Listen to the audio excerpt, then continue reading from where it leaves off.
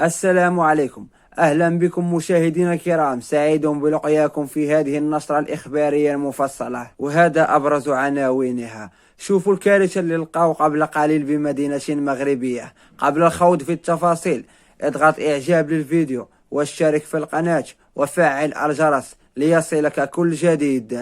تم بالدار البيضاء ضبط سيارة لنقل البضائع محملة بكمية من اللحوم الفاسدة الناتجة عن الذبيحة السرية، موجهة للتسويق بأحد محلات الجزارة بمدينة الدار البيضاء. وتتكون حمولة هذه السيارة التي جرى ضبطها في إطار الإجراءات الوقائية الهادفة إلى حماية صحة المستهلك وسلامة المنتجات الغذائية من 30 كيلوغرام من لحم الجمل، و45 كيلوغرام من الأحشاء، و50 كيلوغرام من لحم الخروف. وفي السياق ذاته واصلت المصالح الأمنية تنفيذا منها لتعليمات المصالح القضائية المختصة تعميق البحث ليتم الاهتداء إلى محل الجزارة الذي كانت هذه اللحوم موجهة إليه، ما أسفر بعد المعاينة عن حجز كمية أخرى من اللحوم الفاسدة تزن 24 كيلوغرام، وضبط خاتم مزور شبيه بالأختام البيطرية ومواد تساعد على التزوير. وتقرر إتلاف هذه الكميات المحجوزة من اللحوم الفاسدة